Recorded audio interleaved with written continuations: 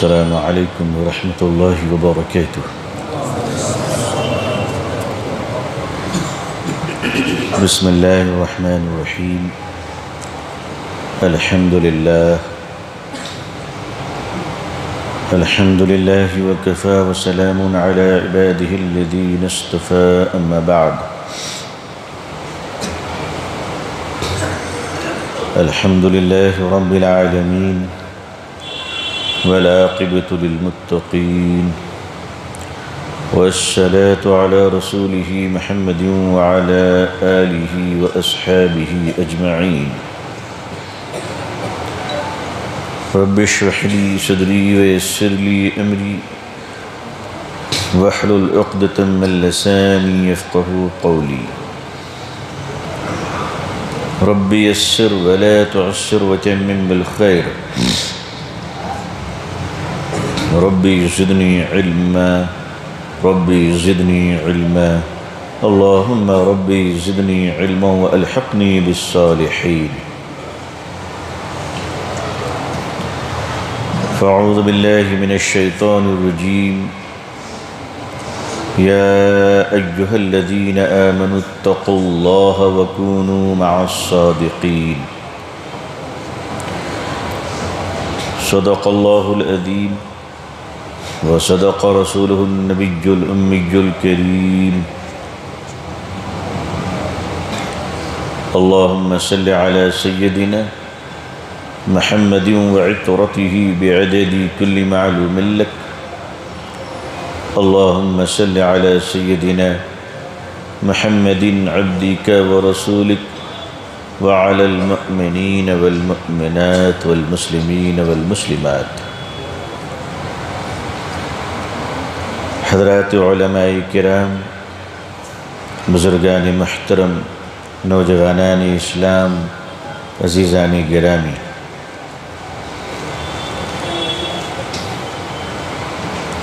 آپ کا یہ علاقہ، اس کے تعارف مختلف طریقوں سے کرائے جاتے ہیں. کچھ لوگ کہتے ہیں یہ ڈی جے ہلی کا علاقہ مسلمانوں کی اچھی آبادی پر مشتمل علاقہ ہے.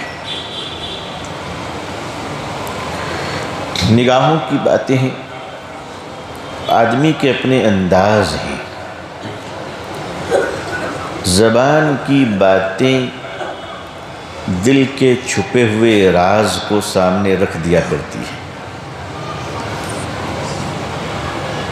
ہندوستان میں بہت سارے علاقے ایسے ہیں جہاں مسلمان رہتے ہیں اور رہتے آ رہے ہیں اور انشاءاللہ رہتے رہیں گے، چاہے کباب کے ساتھ رہنا ہو یا کباب کے بغیر رہنا ہو. کچھ جگہوں پہ میں گیا پچھلے دنوں تو مجھے کچھ کباب کھلائے گئے تو میں نے کہا میں تو بچپن سے کباب کھا رہا ہوں. مسلمان اگر کباب کے ٹیسٹ کو نہ جانے تو اس کا ڈی این اے گڑبڑ ہو جائے گا.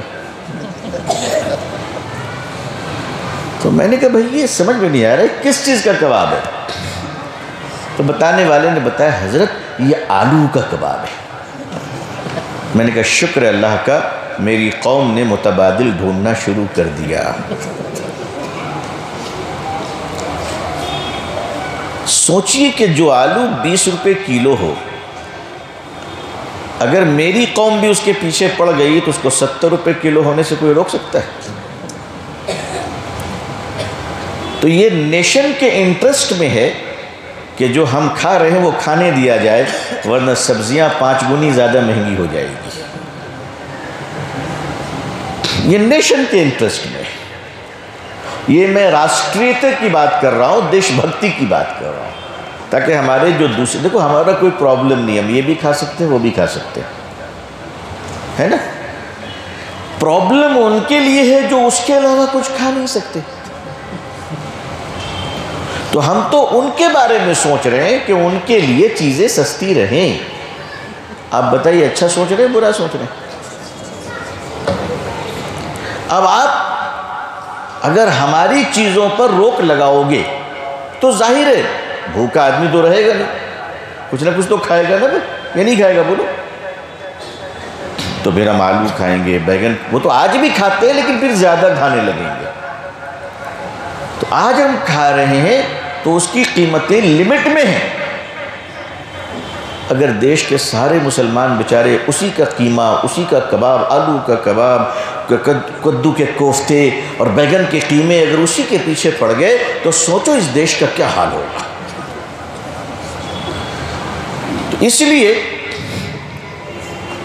اس دیش کے حق میں ہے کہ جس کو جو پسند ہے وہ تہذیب کے دائرے میں، قانون کے دائرے میں خاموشی سے کھاتا رہے اور دوسروں کا سمان اور احترام اور ریسپیکٹ کرتا رہے۔ یہی تو مانوتا ہے نا، یہی تو انسانیت ہے۔ یہ تو انسانیت نہیں ہے کہ جو ہم چاہیں وہی کرو، دوسرا کوئی کچھ نہیں کر سکتا۔ تو ڈی جے ہلدی جیسے علاقے ہندوستان بھر میں ہے اور رہیں گے، اور پیار سے رہیں گے اور دوسرے سماج کے سمان اور محبت کرتے ہوئے رہیں گے۔ لیکن نظریہ ہے دیکھنے کا۔ الیکشن کے زمانے میں جب نیتا ہمارے پاس ووٹ مانگنے آتے ہیں تو کہتے ہیں کہ آپ ہماری جان ہیں، آپ ہماری طاقت ہیں، آپ ہمارے پاور ہیں، آپ کا ووٹ ڈیسائیڈ کرے گا کہ یہ علاقہ کہاں جائے گا۔ لیکن کچھ لوگ ایسے بھی ہیں جو عدالت کی کرسی پر بیٹھ کر بھی ان کو پاکستان نظر آ جاتا ہے۔ کیا مانسکتا ہے، کیا مینٹیلٹی ہے ہمارے ملک میں کہ سب منی پاکستان ہے۔ نہیں، مسلمان ان چیزوں پر بلیو نہیں کرتا۔ مسلمان نہ منی، نہ چھوٹا، نہ بڑا، مسلمان جہاں رہتا ہے وہ مسکراتا ہوا ہندوستان کہلاتا ہے۔ بعض لوگ ہمارے بھی سے کہتے ہیں صاحب یہاں پوری آزادی ہے۔ کس چیز کی آزادی ہے؟ بھئی اپنے گھر میں آدمی کھائے گا نہیں، کھانے کی آزادی نہیں، لیکن اگر مسلمانوں کے محلے میں کرائم کی آزادی ہے تو یہ آزادی نہیں ہے، یہ تباہی ہے۔ اگر مسلمانوں کے محلے میں جھوٹ بولنے کی آزادی ہے تو یہ آزادی نہیں، یہ تباہی ہے۔ ہم اسے آزادی نہیں کہتے۔ دوسری دنیا سمجھتی ہے آپ کا مسلم علاقہ، ہمارا مسلم علاقہ جو کنجسٹڈ ہو جاتا ہے، آبادی کے لحاظ سے ایک پھیلنے کے باوجود کثیر، اور روڈ اور سڑک بلاک ہو جاتی ہے۔ ایک بات یاد رکھیے گا، حکومت کی بڑی ذمہ داری ہے کہ لیونگ سٹینڈرڈ کو ٹھیک کیا جائے۔ کارپوریشنز، میونسپالٹی کی بڑی ذمہ داری ہے کہ گلی کوچے کو صاف رکھا جائے۔ لیکن اگر کوئی اپنی ذمہ داری کو پوری نہ کرے تو ہم کیا اپاہج ہیں؟ ہم کیا گئے گزرے ہیں؟ میری قوم کے لوگوں، میرے نوجوانوں، تمہاری ذمہ داری ہے کہ جو لوگ تمہاری آبادی کو منی پاکستان کہتے ہیں ان کے منہ پہ زوردار جواب دے کر کہو ہندوستان یہی سے مسکراتا ہے۔ یہ جواب دینا آپ کی ذمہ داری ہے۔ نہیں، ہندوستان کے کسی گلی میں پاکستان نہیں آ سکتا، نہیں آ سکتا۔ جہاں ہے وہیں رہے گا، جس کو جانا ہے وہیں جائے۔ لیکن اگر کوئی جج کہہ دے، سوچئے ذرا کہاں جا رہا ہے یہ ملک، اور اس میں ہم کیا کر سکتے وہ طے کیجئے۔ ہم یہ طے کر سکتے ہیں کہ مسلمانوں، تم اس دیش پر بوجھ مت بنو، برڈن۔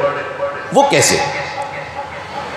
ہر بات پہ پولیس اسٹیشن، ہر جھگڑے پہ پولیس اسٹیشن۔ کیوں؟ پولیس والوں کو آپ انسان نہیں سمجھتے؟ پولیس والوں کو آپ اپنا بھائی بہن نہیں سمجھتے؟ بیچاروں پر کتنا پریشر ہے، علاقے کا پریشر، پولیٹیکل پریشر، کوئی وی آئی پی مومنٹ آ جائے تو اس کا پریشر، کوئی بلڈنگ بن رہی ہے تو اس کے پریشر، بھائی اتنے سارے پریشر میں ہمارے پولیس والوں کی چھٹیاں نہیں ہیں، ان کو چھٹی نہیں ملتی، ان کو آرام نہیں ملتا، وہ اپنے گھر میں بیوی بچوں کے ساتھ وقت نہیں دے پاتے ہیں۔ مسلمانوں، آپ ایک کام کر سکتے ہو انشاءاللہ، وہ کام یہ کر سکتے ہو کہ ہم ہر جھگڑے کو، ہر فساد کو، ہر دل کے تلخیوں کو، ہر برے تجربے کو، ہر غم اور غصے کو مسجد کے صحن میں فیصلہ کر لیں گے، اپنے پولیس والے بھائی بہنوں کے اوپر ظلم نہیں کریں گے۔ آپ بات سمجھ گئے میری یا نہیں سمجھے؟ اردو ٹھیک سے سمجھتے ہیں؟ نانو چنا یہ دی اردو ماترتے نہیں، اس سے زیادہ نہیں۔ آپ بوجھ مت بنو، پولیس اسٹیشن پر آپ بوجھ مت بنو، ٹھیک ہے انشاءاللہ؟ ہر بات پہ وہاں پہنچ گئے، یہ آپ پولیس والوں پہ رحم کر سکتے ہو، اور اپنی ہر چیز کو اپنے مسجد کے صحن میں دو چار آدمی مل کر بیٹھ کر اپنی باتوں کو آگے پیچھے کر کر، تھوڑا جھک کر تھوڑا جھکا کر، کسی کو ڈانٹ کر کسی کو سمجھا کر، ہم روز مرہ کے مسائل کو اگر حل کر لیں تو 70% پریشر فری ہو جائیں گے ہمارے پولیس اسٹیشن والے۔ تو آپ نے دیش کی سیوا کی کہ نہیں کی؟ بھائی آپ نے خدمت کیا کہ نہیں کیا؟ عدالت میں چلے جائیے۔ اب عدالتوں کا حال یہ ہے کہ کروڑوں کیسز پینڈنگ ہیں، کروڑوں۔ کیا صادق بھائی؟ ایکو بند کروائیے، مجھے لگ رہا ہے ایکو چل رہی ہے۔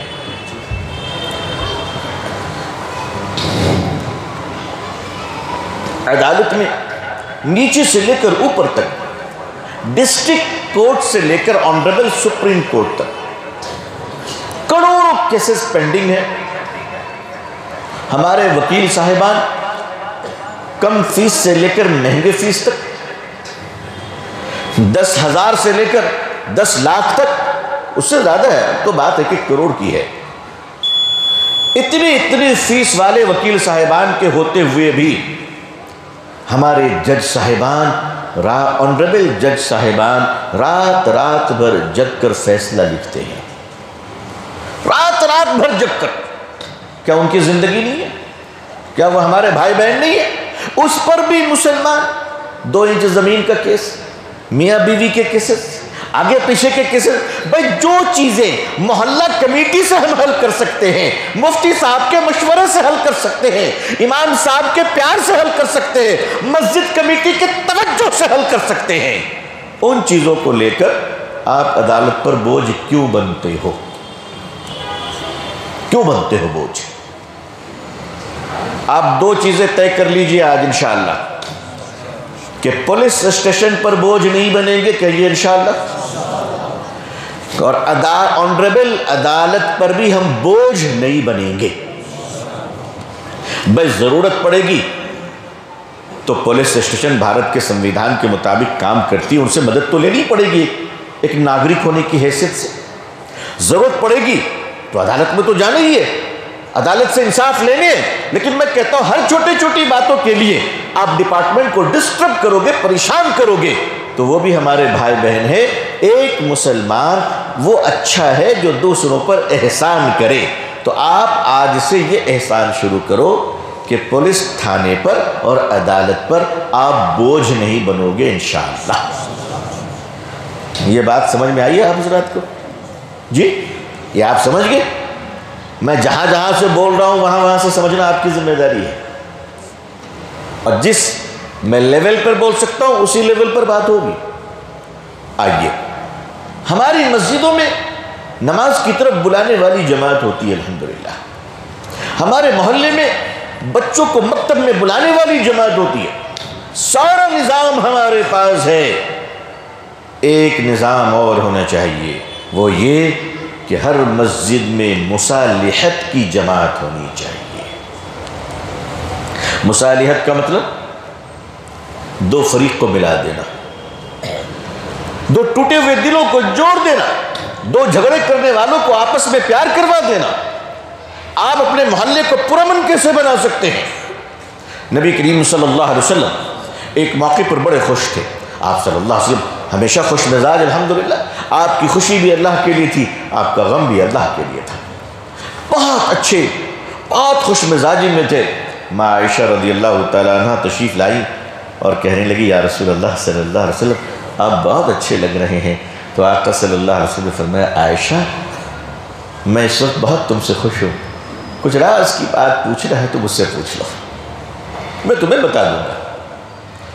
ماں عائشہ نے فرمایا جو پوچھوں گی آپ بتا دیں گے؟ آپ صلی اللہ علیہ وسلم نے فرمایا عائشہ تم جو پوچھو گی میں بتا دوں گا. تو امی جان فرمانے لگی یا رسول اللہ صلی اللہ علیہ وسلم موقع بہت اچھا ہے، آفر بہت پیاری ہے، مجھے تھوڑی سی مہلت دیجئے، میں اپنے ابا سے مشورہ کر لوں. کہا کر لو. تو آپ اپنے والد حضرت سیدنا حضرت ابو بکر صدیق رضی اللہ تعالیٰ عنہ کی خدمت میں تشریف لے گئیں اور کہنے لگی ابا جان پیارے آقا صلی اللہ علیہ وسلم نے مجھ سے فرمایا جو راز جاننا ہے عائشہ جان لو، تو میں آپ سے پوچھنے آئی ہوں کہ ابو جان میں کیا پوچھ لوں؟ حضرت ابو بکر صدیق رضی اللہ تعالیٰ عنہ نے فرمایا بیٹا حضور صلی اللہ علیہ وسلم کی خدمت میں عرض کرنا ادب کے ساتھ کہ ساری باتیں تو معراج کی آپ نے بتا دی، کیسے گئے، کیا ہوا، کن سے ملاقات ہوئی، کیا باتیں ہوئی، سب ہوئی، لیکن وہ جو تنہائی میں اللہ سے آپ کی بات ہوئی تھی وہ بات آج تک ہمیں نہیں معلوم. یا رسول اللہ صلی اللہ علیہ وسلم ذرا وہ بات تو بتا دیجئے کہ اللہ تعالیٰ سے آپ کی راز و نیاز کانفیڈنشیل میٹنگ کیا ہوئی تھی. ماں عائشہ رضی اللہ تعالیٰ عنہ فرماتی یا رسول اللہ صلی اللہ علیہ وسلم وہ جو معراج کی شب میں تنہائی میں میرے رب نے آپ سے کچھ کہا تھا وہ کیا کہا تھا ذرا بتا تو دیجئے. میرے آقا نے فرمایا صلی اللہ علیہ وسلم عائشہ اکیلے میں مجھ سے میرے مولا نے یہ کہا کہ اے میرے محبوب صلی اللہ علیہ وسلم آپ کی امت میں جو شخص دو ٹوٹے ہوئے دلوں کو ملا دے گا وہ بغیر حساب کتاب کے میں اسے جنت ہی میں ڈالوں گا. عائشہ یہ جواب سن کر ابو جان کے پاس دوڑی اور کہا کہ میرے ابو جان بابا جان یہ راز کی بات معلوم ہوئی ہے کہ دو لڑے ہوئے آدمی کو جو ملا دے اللہ بہت خوش ہوتا ہے. یہ سننا تھا کہ حضرت ابو بکر صدیق رضی اللہ تعالیٰ عنہ رونے لگے. بیٹی نے پوچھا ابو جان آپ روئے کیوں؟ فرماتے ہیں بیٹا رویا اس بات پر کہ اگر ملانے پر یہ اجر ہے تو لڑانے پر کیا سزا ہوتی ہے. لوگ لڑانے کی دلالی کھا رہے، لعنت ہے ایسے ٹکڑوں پر، نسلیں خراب ہو جائیں گی. دو بھائیوں کو لڑا دے رہے ہو، باپ بیٹے کو لڑا دے رہے ہو، میاں بیوی کو لڑا دے رہے ہو، آپس میں ایک دوسرے کو لڑا رہے ہو. ڈرو اللہ سے ورنہ خطرہ ہے کہ کئی نسلوں کی سکون غارت نہ ہو جائے. نسلوں کی بات کر رہا ہوں میں. لمحوں نے خطا کی تھی صدیوں نے سزا پائی ہے، وہ جرم نہ کیجیے. ہمارے پاس ایک مسجد کے مصلی کے لیے جائز نہیں ہے کہ ایک وقت کا نماز گزرے اور اسے معلوم ہو جائے کہ میرے دو نمازی کے درمیان آپس میں سلام کلام نہیں ہے. یہ معلوم ہوتے ہوئے بھی جتنے لوگ واپس جائیں گے، میں کچھ زیادہ سخت تو نہیں کہہ سکتا، بس اتنا کہتا ہوں کہ اللہ سب کو معاف کر دیجیے.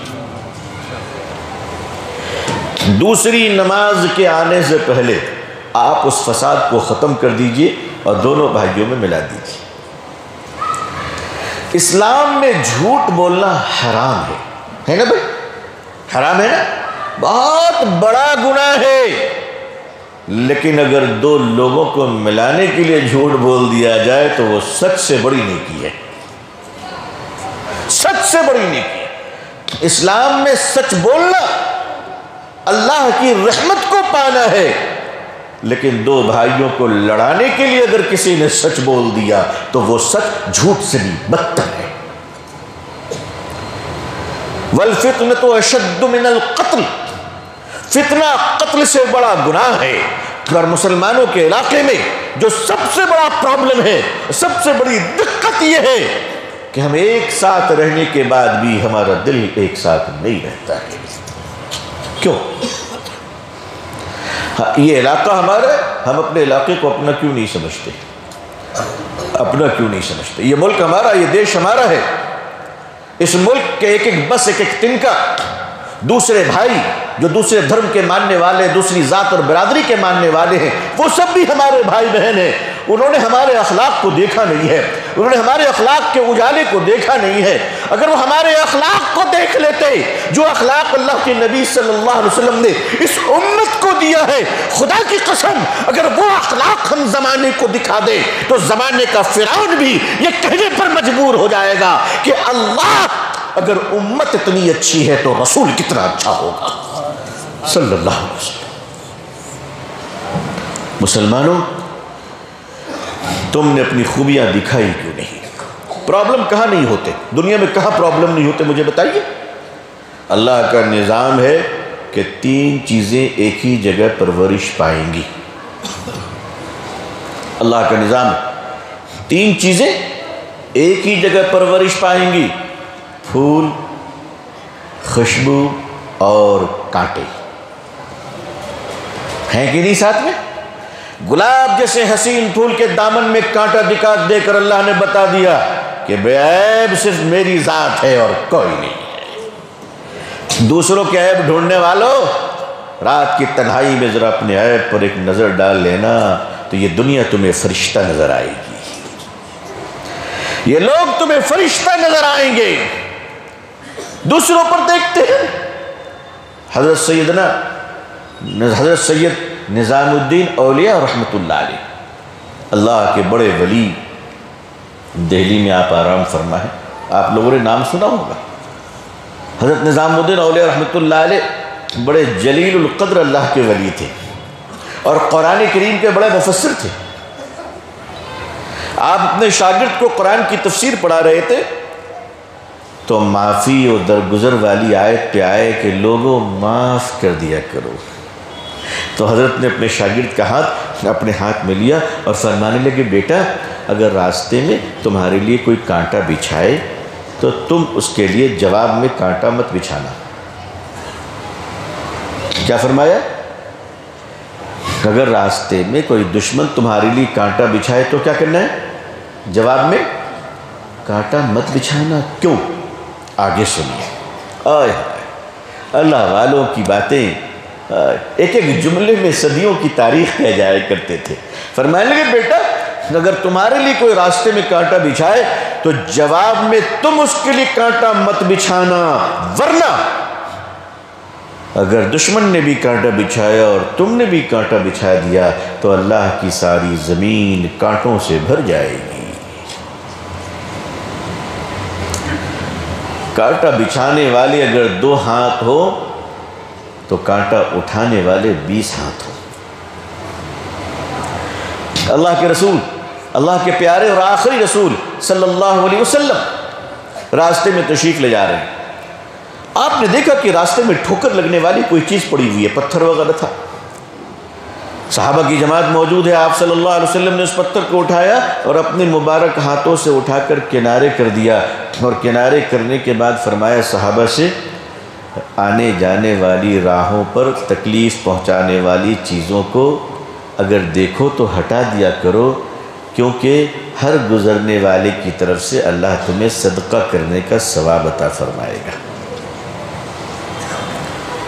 ہر گزرنے والے، اب ہر گزرنے والے میں صرف انسان نہیں، جانور بھی ہے، اسے بھی ٹھوکر نہ لگے۔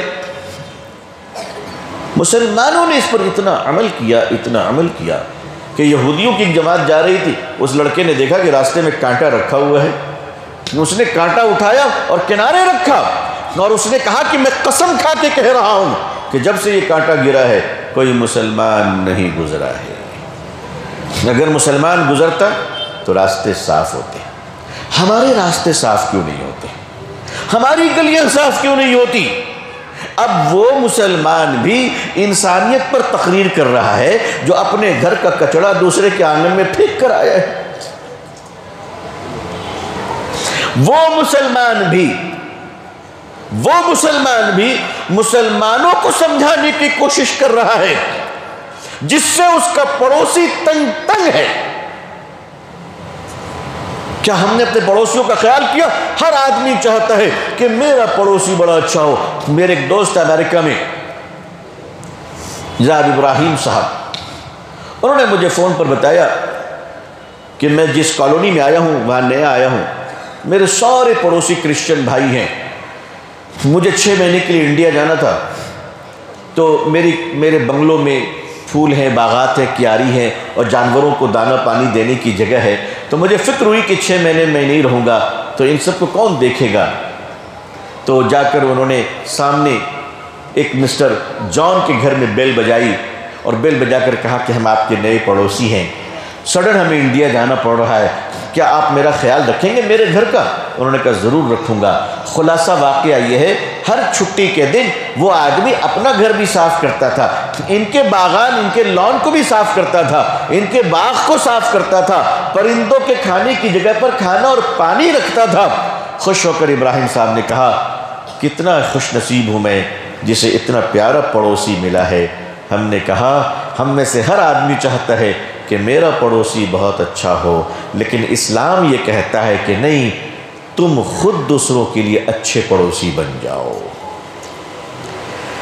بجائے اس کے کہ ہم تمنا کریں کہ کوئی ہمارے پاس ہے۔ حضرت امام اعظم ابو حنیفہ رحمۃ اللہ علیہ کے گھر کے بغل میں ایک یہودی کا مکان تھا، وہ مکان بیچ رہے تھے۔ اس زمانے میں اس کی قیمت تھی 200 اشرفی۔ اس نے بورڈ لگایا کہ میرا مکان بکاؤ ہے، میں بیچنا چاہتا ہوں مگر قیمت 400 اشرفی ہے۔ ایک خریدار نے آ کے کہا بھائی تو کیسا آدمی ہے، 200 بہت ہے، 400 کیوں رکھا؟ تو اس یہودی نے کہا 200 مکان کی قیمت ہے اور 200 امام اعظم ابو حنیفہ کے پڑوسی بننے کی قیمت ہے۔ جب یہ بات حضرت امام صاحب نے سنا کہ میرے پڑوسی یہودی نے میری اتنی قدر کی ہے، تو 400 اشرفی لے کے خود گئے اور فرمایا آپ کہیں مت جائیے، یہ ضرورت آپ کی ہے، مجھے پتہ نہیں تھا کہ آپ کی ضرورت ہے، یہ پورے پیسے آپ لیجئے اور اپنے استعمال میں لے آئیے، لیکن آپ ہمیں چھوڑ کر کہیں نہ جائیے۔ آپ اندازہ کیجئے، آج ہم کھڑے ہو کر پانی ڈالتے ہیں، وضو بنا رہے، آپ کو وضو بنانے سے کسی نے نہیں روکا ہے، مگر وضو کے چھینٹوں سے دوسروں کے کپڑے گندے کرنے کی آپ کو کوئی اجازت نہیں ہے۔ آپ کو گوشت کھانے سے کوئی نہیں روکا ہے، مگر گوشت کی ہڈی آپ جہاں چاہے پھینک دیں، اس کی اجازت نہیں ہو سکتی۔ آپ لوگوں میں سے ماشاءاللہ بہت لوگ حج میں گئے ہوں گے، اور نہیں گئے تو اللہ نصیب فرمائے، اور گئے تو اللہ بار بار نصیب فرمائے۔ اللہ ہم سب کو اور آپ سب کو حج بیت اللہ کی مبرور حاضری نصیب فرمائے۔ قربانی کے موقع پر اگر میں آپ سے کہوں کہ کروڑوں جانور ذبح ہوتے ہیں تو میری بات غلط نہیں ہوگی، اگر 1 کروڑ بھی کہوں تو غلط نہیں ہوگی۔ آپ کہیں پر خون کا ایک قطرہ دیکھتے ہیں؟ آپ کہیں پر گوشت کے ٹکڑے دیکھتے؟ نہیں دیکھتے۔ یہ اسلام ہے، تو اس اسلام کو اپنے محلے میں کیوں نہیں داخل کرتے؟ جو لوگ آج ہمیں تان مارتے ہیں، گالیاں دیتے ہیں، مسلمانوں کے محلے میں کوئی آنا نہیں چاہتا۔ میں ابھی ایک کشمیری بہن کا ویڈیو دیکھ رہا تھا، جو بہن یہ کہہ رہی ہے کہ وہ کسی ملک میں رہتی تھی، غالباً جرمنی میں، وہ کہنے لگی میں اپنے بچوں کو اپنے ملک میں لے کر آئی تاکہ ہمارے بچے دین سیکھیں، لیکن اب دن رات خدا سے دعا کرتی ہوں کہ 8 کا ایگزام ہو جائے تو جلدی سے بھاگوں تاکہ میرے بچے جو دین سیکھیں کہیں وہ خراب نہ ہو جائے۔ اگر مسلمانوں کے محلے میں آدمی گالیاں دے رہا ہے، مسلمانوں کے محلے میں لوگ کھڑے ہو کر راستوں میں کھڑے ہو کر چائے پی رہے ہیں، میں پوچھتا ہوں کیوں؟ پورے ہندوستان میں صرف ہمارے ہی محلے میں 2 بجے رات تک دکانیں کیوں کھلی رہتی ہیں؟ کیوں کھلی رہتی ہے؟ کیا پرابلم ہے ہمارا؟ ہمارے نوجوان رات کے 1:30 اور 2 بجے تک دکانوں میں کھڑے رہتے ہیں۔ میں پوچھتا ہوں اس قوم کے نوجوان، اے میرے نوجوان دوستوں ساتھیوں، رات کے 2 بجے تک تم جگے رہو گے تو دن کی صبح میں اٹھ کر جنت کی ہواؤں کا حقدار کون بنے گا؟ کون بنے گا؟ آپ بتائیے، یاد رکھیے گا اللہ تعالیٰ ہمارا رب ہے، رشتہ دار نہیں ہے۔ اللہ کون ہے؟ اللہ ہمارا رب ہے، رشتہ دار نہیں ہے۔ اور یہ ساری مخلوق اللہ کی ہے۔ جو اللہ کے سسٹم کے مطابق چلے گا اللہ اس کو دیں گے، جو نہیں چلے گا اس کو نہیں ملے گا۔ حضرت نوح علیہ السلام اللہ کے نبی تھے، بیٹے نے سسٹم کو ماننے سے انکار کر دیا، اللہ نے تباہ کر دیا۔ سسٹم کو فالو کرنے والا حضرت موسیٰ علیہ السلام آگے آگے جا رہے ہیں، بحر قلزم میں اللہ نے پانی دکھایا۔ حضرت موسیٰ علیہ السلام کو کیا دکھایا؟ پانی دکھایا اور راستہ دے دیا۔ فرعون پیچھے سے آیا، راستہ دکھایا اور پانی میں ڈبو دیا۔ یہ اللہ کی قدرت ہے۔ آپ سسٹم کو توڑ کر کبھی کامیاب نہیں ہو سکتے۔ آپ کو دو چیزیں ماننی ہوں گی، تیار ہو جائیے ماننے کے لیے، اور اگر آپ آج نہیں مانیں گے تو کل اور پچھتانا ہوگا۔ میری قوم کے نوجوانوں، میری قوم کے بزرگوں، شریعت کے حکم کو مانو اور ملک کے قانون کی عزت کرنا سیکھ لو، بس اور کچھ نہیں۔ دو باتیں میں آپ سے کہنا چاہتا ہوں۔ لا بریکر کمیونٹی مت بنو۔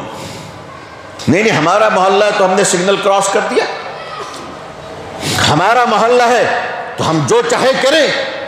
آپ اس طرح سے اپنی کمیونٹی کو اور اپنے بچوں کو خراب کر رہے ہیں۔ محلے میں کھڑے ہو کر گالیاں دی جا رہی، چھوٹے چھوٹے بچے کیا سیکھیں گے؟ تو آپ اپنی نسلوں کو تباہ نہ کیجیے، نسلوں کو برباد نہ کیجیے۔ غریبی اپنی جگہ پر، بے ترتیبی اپنی جگہ پر، سسٹم کو بریک کر کر کوئی کمیونٹی آگے نہیں بڑھ سکتی، چاہے وہ تہجد میں رو رو کر دنیا سے رخصت کیوں نہ ہو جائے، مگر سسٹم کو فالو کرنا ہی پڑے گا۔ حضرت عیسیٰ نبی ونا علیہ السلام جب اس دنیا میں بھیجے جائیں گے اللہ کی طرف سے، تو آپ سوچئے کہ آسمان سے اتارے جائیں گے، اور آسمان ایم جی روڈ میں نہیں ہے۔ آسمان کہاں ہے پتہ بھی نہیں۔ پتہ ہے آپ لوگوں کو؟ آپ میں سے کسی کو معلوم ہے آسمان کہاں ہے؟ ابھی تک پتہ نہیں آسمان کتنی دور میں ہے، واللہ ہی بہتر جانے۔ اس آسمان سے حضرت عیسیٰ علیہ السلام اتارے جائیں گے، مگر کہاں اتارے جائیں گے؟ ملک شام کے شہر دمشق کے جامع مسجد کے چھت پر اتارے جائیں گے۔ آپ مجھے بتائیے کہ مسجد کی چھت کتنی دوری ہوتی بھائی؟ بہت ہوگا 200 فٹ، بہت زیادہ تو 200۔ اب 200 فٹ کہاں ہے، اور کروڑوں میل سے حضرت عیسیٰ علیہ السلام اتر کر مسجد کے چھت پہ اتریں گے اور فرمائیں گے کہ اب سیڑھی لاؤ۔ تو یہ بات تو لاجیکل ہے نا کہ حضرت اتنی دور سے آ گئے تھے، تھوڑا ایک پاؤں نیچے رکھ دیتے، بات ختم ہو جاتی۔ سیڑھی کی ضرورت کیا ہے؟ سیڑھی کی ضرورت کیا ہے؟ تو حضرت عیسیٰ علیہ السلام یہ پیغام دیں گے کہ میں دارالاسباب میں داخل ہو چکا ہوں، اور سسٹم میں آنے کے بعد اللہ کا حکم ہے کہ میری کائنات میں میرے سسٹم کو فالو کرو، سسٹم کو فالو کرو۔ یہ کرامت سے چیزیں نہیں بنتی۔ دعا اچھی چیز ہے، دعا عبادت کا مرض ہے، دعا خود بھی عبادت ہے۔ دعاؤں سے تقدیر بنائی جاتی ہے، دعاؤں سے اللہ کی رحمت مانگی جاتی ہے۔ لیکن اگر دو آدمی، دو مسافر کشتی میں جا رہا ہو، ایک مسلمان ہے اور دوسرا یہودی ہے، کشتی دریا کی طغیانی میں ڈگمگانے لگی، دونوں مسافروں نے دعا کیا اللہ بچا لے، مسلمان بھی پوری دعائیں پڑھ رہا ہے، یہودی بھائی بھی پوری دعائیں پڑھ رہا ہے، دونوں موت کے خوف سے دل سے دعا مانگ رہا ہے، مگر کشتی پلٹ گئی۔ بتاؤ ان دونوں میں بچے گا کون؟ دعا دونوں نے کی تھی، مگر بچے گا وہی جسے تیرنا آتا ہے، تیرنے والا بچے گا۔ مسلمانوں، کامیابی کے جھنڈے گھر کے چھت پر نہیں لگائے جاتے ہیں، کامیابی کے جھنڈے انسان کے دلوں پہ گاڑے جاتے ہیں۔ اس دنیا کا سب سے خوبصورت پودا، اس کا نام محبت ہے، اور محبت کے پودے زمین پر نہیں انسان کے دلوں میں اگائے جاتے ہیں۔ وہ اگانا سیکھ لیجئے کہ اپنے محلے کو، کہ آپ کو جن کو ووٹ دینا ہے دیجئے، آپ کے MLA صاحب، آپ کے کونسلر صاحب، سب کو عزت دیجئے، مگر اپنے گھر کی خبر خود رکھیے کہ ہمارے گھر کا نظام کیسا ہونا چاہیے۔ اپنے محلوں کو جھگڑوں سے پاک کیجئے۔ اتنا غصہ کیوں ہے ہمارے پاس؟ بات بات پر جھگڑا۔ اپنے غصے کو قابو میں رکھو۔ اگر غصے قابو میں نہیں رہے تو تمہارے غصوں کی سزا، تمہارے غصے کی لمحوں کی سزا کہیں تمہاری اولاد کو برسوں نہ ملتی رہے۔ ہمیں ریئیکشن بھی کرنا سیکھنا ہوگا، ہمیں سسٹم کو سمجھنا ہوگا، ہمیں اپنے بزرگوں کی عزت کرنی ہوگی۔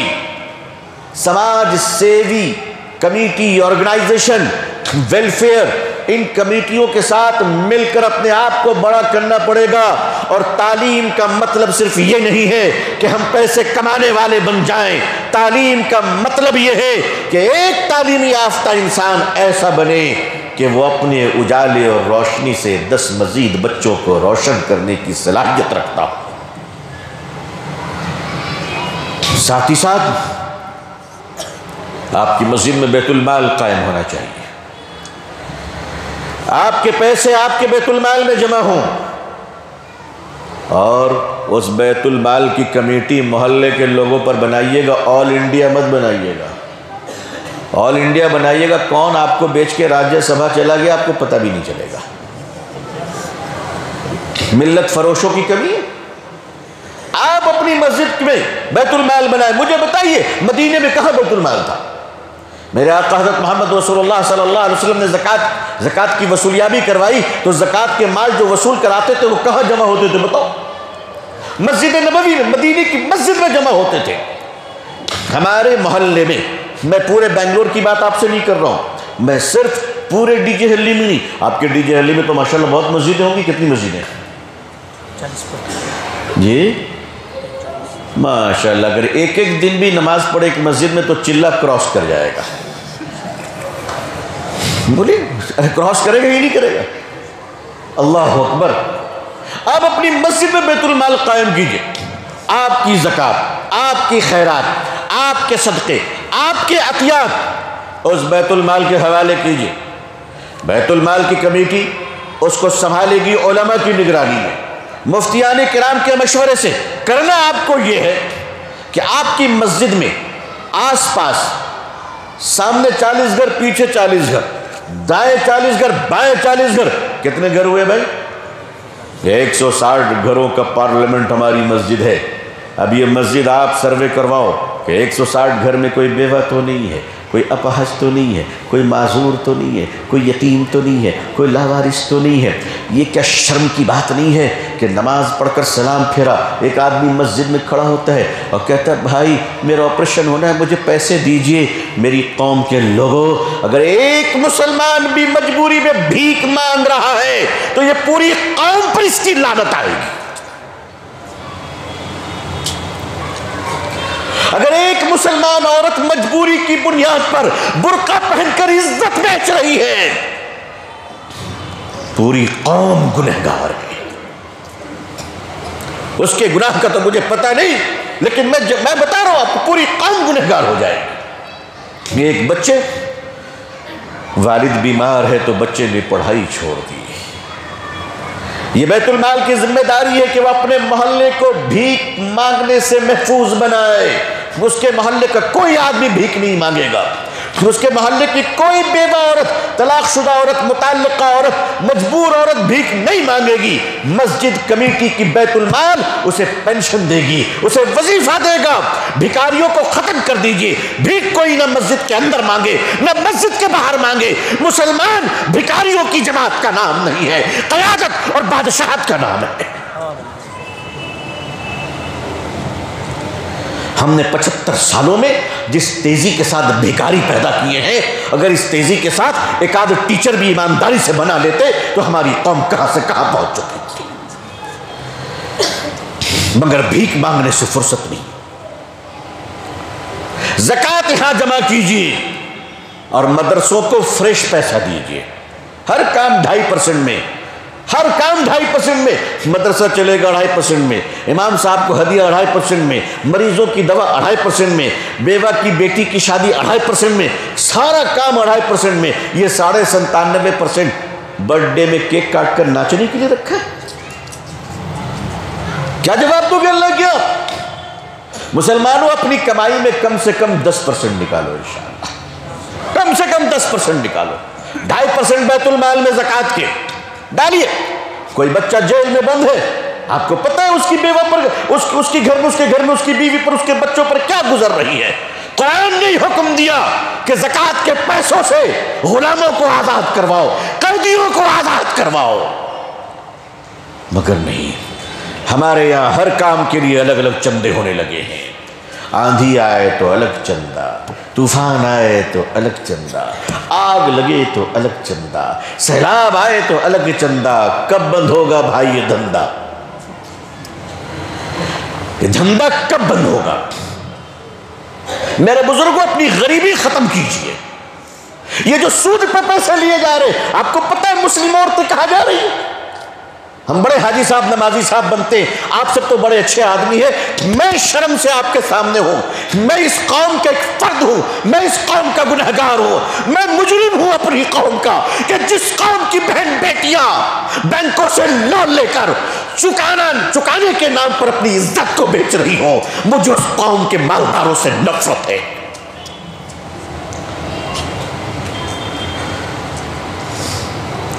گھر گھر میں قرضے بانٹے جا رہے، آپ نے کبھی خیال نہیں کیا کہ آپ کی نسلیں خراب ہو رہی ہیں؟ آپ کی نسلیں خراب ہو رہی ہیں۔ جس قوم کی نسل خراب ہو جائے وہ قوم عزت دار نہیں رہا کرتی۔ زکوٰۃ کا اتنا بڑا انتظام اللہ نے ہمیں دیا، اس کے باوجود میری قوم بھیک مانگ رہی ہے۔ زکوٰۃ اللہ نے اتنا بڑا نظام دیا، اس کے باوجود میری قوم اپنی عزت کو نیلام کر رہی ہے۔ ہماری بہنیں گھروں میں لون لے کر اپنے شوہروں کی عزت کو تار تار کر رہی ہیں۔ یہ غیرت کی بات نہیں ہمارے لیے، ہمارے لیے غیرت کی بات نہیں ہے۔ یہ سارا قصور ہے حکومت کے ہے، ہمارے کوئی قصور نہیں ہے۔ ہم اپنی عادتوں کو ٹھیک کیوں نہیں کرتے؟ مسلمانوں کے محلے میں نشے کا کیا کام ہے؟ مسلمان جو پوری دنیا کو راہ دکھانے کے لیے آیا تھا، وہ ایک گلاس پی کر پڑا ہوا ہے۔ یہ میری پوری قوم کے لیے شرمندگی کی بات ہے۔ آپ کو سوچنا پڑے گا، ایک ایک گھر کے بارے میں سوچنا پڑے گا۔ اپنے بیت المال کو اتنی طاقتور بنا دیجئے آپ انشاءاللہ کہ اگر آپ کے محلے میں 100 غریب بے گھر ہوں تو آپ کا بیت المال ان کو گھر خرید کر دے گا انشاءاللہ۔ تیار ہو جائیے، اور دوسرے محلے کو دیکھنے کی آپ کو کوئی ضرورت نہیں ہے۔ اس لیے بچوں کو اگر دوڑنا سکھانا ہے تو گود میں مت لیا کرو، زمین پر گرا کر دوڑایا کرو۔ دوسرے محلے کو پیسے مت دیجئے، کہیے کہ سسٹم آ کے ہم سے سیکھ لو اور اپنے محلے میں بھی کرو۔ بھائی فرق اتنا ہوگا کہ آپ کا فنڈ زیادہ ہوگا، ان کا فنڈ کم ہوگا، مگر کچھ تو ہوگا، چلنا تو سیکھو۔ آپ مجھے بتائیے، اگر زکوٰۃ کا یہ اجتماعی نظام بیت المال میں قائم ہو جائے اور 10-15 سالوں میں پورے ہندوستان میں سسٹم آ جائے انشاءاللہ، تو کیا آپ کو ایک بھیکاری نظر آئے گا؟ بتائیے مجھے، آپ کو ایک بھیکاری نظر آئے گا؟ بھیکاری تو دور کی بات ہے، پھر مسلمان غریب بھی نظر نہیں آئے گا۔ پھر ایک وقت ہوگا، پھر ایک وقت آئے گا انشاءاللہ اسی ملک میں اس زکوٰۃ کے اجتماعی نظام کے ادا کرنے کی برکت سے اور ملت کی خدمت کی برکت سے اللہ ایک وقت وہ بھی لائے گا جب تمہارے محلے میں چائے بیچنے والا یہ کہے گا امام صاحب کی تنخواہ چندے سے نہیں، ذاتی ہمارے اکاؤنٹ سے جائے کرے گی۔ یہ وقت بھی آئے گا انشاءاللہ، مگر کریں تو ہم نے سوائے بھیکاریوں کے اور کوئی پروموٹ نہیں کیا ہے۔ اور یہ بھیک مانگنے والوں کو معلوم ہے کون سی مسجد میں بزنس کتنی ہوتی ہے، سب بھیکاریوں کو معلوم ہے۔ اور یہ جو پیشہ ور بھیکاری کھڑے ہوتے ہیں نا، ان کو بھیک دے کر آپ نیکی نہیں کر رہے، گناہ کر رہے ہیں۔ آپ کے مال برباد ہو رہے ہیں۔ ان پیشہ ور بھیکاریوں کو آج 1 لاکھ روپے دے دو، یہ اس 1 لاکھ روپے کو ٹھکانے لگا کے پھر دوسرے دن ہی بھیک مانگتا ہوا نظر آئے گا۔ آپ ان پیسوں کو نہیں، مسجدوں میں زکوٰۃ صدقے کا باکس رکھیے، روزانہ صدقہ کرو، آپ اپنے بچوں سے کراؤ، اپنے بیوی کی طرف سے، بچوں کی طرف سے اس بکسے میں ڈال دو صدقے کی رقم کہ اللہ یہ ہذہ صدقہ۔ اب اس صدقے میں اب وہ مسجد کمیٹی بیماروں کو کیسے دینا ہے، وہ اپنے محلے کا پورا خیال رکھے، ضرورت پڑے تو ایک ایک بیوہ کے گھر میں پینشن جائے، مہنگائی کا خیال رکھتے ہوئے، تاکہ وہ بیوہ برقع پہن کر دوسرے محلے میں بھیک نہ مانگے۔ یہ نظام بنانا پڑے گا ہمیں۔ ایک وقت آئے گا انشاءاللہ کہ آپ کے پاس پیسے ہی پیسے ہوں گے، دولت ہی دولت ہوگی، اور پھر کھڑے ہو کے آپ کیا کرو گے پتہ ہے؟ پھر آپ اخبار میں پڑھیں گے، آپ نے اخبار میں دیکھا یا آپ نے سوشل میڈیا میں دیکھا کہ مہاراشٹرا میں ایک علاقہ ہے، وہاں ہماری بہنیں کسی بھی دھرم کی ہوں، کسی بھی ذات کی ہوں، لیکن ہماری بہنیں، ہماری بیٹیاں، وہ بیچاری سر پہ گھڑا لے کر 3 کلومیٹر 4 کلومیٹر سے پانی لانے جا رہی ہے۔ ڈی جے ہرلی کے لوگوں نے دیکھا کہ اچھا اتنی دور جانا پڑ رہا ہے پانی لینے کے لیے، واہ، آپ نے کہا چلو 2 کروڑ روپے لے کے آپ وہاں پہنچ گئے ماشاءاللہ، اور محلے میں آپ نے پانی کا انتظام کر دیا۔ بتاؤ یہ اللہ کو راضی کرنے کا راستہ ہے یا نہیں ہے؟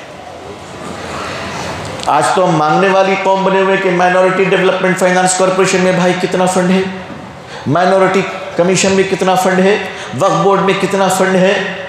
ارے یہ بادشاہ کی قوم، یہ بھکاری کب سے بن گئے؟ یہ جتنے فنڈ گورنمنٹ دے رہی ہے نا، اس کا 20 گنا زیادہ ٹیکس ہم اس ملک میں پے کرتے ہیں الحمدللہ۔ 20% منیمم کہہ رہا ہوں، مجھ جیسا معمولی مولوی بھی ٹیکس پیئر ہے الحمدللہ، الحمدللہ۔ دعا کیجیے آپ سبوں کے لیے، آپ ٹیکس دیتے، آپ کو گورنمنٹ گرانٹ پر کیا چلنا ہے؟ یہ جو آج وقت کی لڑائی ہم لڑ رہے ہیں، اگر یہ وقف بورڈ والے ماشاءاللہ تھوڑے بہت اور ایماندار ہو جاتے تو یہ 6 لاکھ ایکڑ زمین رکھنے والی قوم جھگی جھوپڑی اور فلائی اوور کے نیچے نہیں رہتی، بلکہ یہ بھی اپارٹمنٹ میں رہتی۔ لیکن ہمارے ایماندار افسران، سبحان اللہ، یہ جو الیکشن کے زمانے میں ہمارے کٹورے بدلے جاتے ہیں، تقدیر بدلی نہیں جاتی۔ ہر الیکشن میں کہا جاتا ہے کہ اے مسلمانوں، تمہارے جو بھیک مانگنے کا کٹورا ہے نا وہ 5 سال پرانا ہو گیا ہے، ہمیں جتانا، ہم نیا ٹاٹا اسٹیل کی بنے ہوئے کٹورے تمہیں دیں گے۔ یہ ہماری حیثیت ہو گئی۔ آپ اپنی مسجد میں اس کی مثال قائم کیجئے انشاءاللہ، پیغام دیجئے ہندوستان کو، مسلمان لینے والی اور مانگنے والی نہیں ہے، مسلمان مانگتا ہے اللہ سے، دیتا ہے اللہ کی مخلوق کو۔ پھر آپ تو نیشن کو بلڈ کریں گے انشاءاللہ، پھر تو آپ ملک کے کام آئیں گے انشاءاللہ۔ اور سوچئے جس دن میری قوم بھارت سرکار سے کہے گی کہ آپ کے پلاننگ کمیشن میں جو ڈیزائن کیے جائیں بھارت ڈیولپمنٹ کے لیے، اس بھارت وکاس میں ہندوستانی مسلمانوں کی طرف سے 500 کروڑ روپے، اس دن آپ داماد بن جائیں گے انشاءاللہ۔ ابھی بھی بہت سارے گھروں میں ہیں آپ داماد، ایسی بات نہیں، لیکن وہ دوسری چیز ہے۔ دیکھو، اگر جوانی تمہاری کسی کو پسند آ گئی تو اپنی بیٹی کو ہی دے کر تمہیں داماد بنا لے گا، لیکن اگر تم نے دلوں کو جیت لیا تو تم لیڈر بن جاؤ گے انشاءاللہ۔ ورنہ اس ملک میں تمہیں داماد تو بنایا جائے گا، لیڈر نہیں بنایا جائے گا۔ کیا آپ دینے والے بنیے انشاءاللہ۔ اربوں کی زکاتیں ہماری کہاں جا رہی پتہ نہیں ہم کو، مجھے تو پتہ ہی نہیں چل رہا کہ زکات کہاں جا رہی، میں تو خود بڑا پریشان ہوں کہ یہ زکات جا کہاں رہی ہے۔ اور جو کیلکولیشن ہے زکات کی فگر کا وہ تو میں بتا نہیں رہا ہوں، اگر بتایا تو کمپیوٹر چھوڑیے آپ کا دماغ پریشان ہو جائے گا، رات بھر سو نہیں پائیں گے آپ۔ جو میرے پاس کیلکولیشن ہے، میں ڈنکے کی چوٹ پر اللہ کی توفیق سے بات اس لیے کرتا ہوں کہ اللہ نے مجھے ملت کے درد کا احساس عطا فرمایا ہے، اس لیے کہ میں خود ملت کا ایک فرد ہوں، اور اگر سچ بولتا ہوں الحمدللہ تو آپ کی دعاؤں کی برکت ہے، میرا کوئی کمال نہیں ہے۔ میں جو دیکھ رہا ہوں وہ بول رہا ہوں۔ ملت کی غریبی کو ختم کیجیے، مسجد میں محلے کا ایک نظام بنے، لیونگ اسٹینڈرڈ بنائیے کہ ایک چھوٹے سے کمرے میں ماں باپ، بیٹا اور بیوی بہو، کیا اخلاق رہے گا، کیا زندگی رہے گی۔ اس لیے ہماری زندگی کے تمام طور طریقوں کو بنانا یہ مسلمانوں کی ذمہ داری ہے۔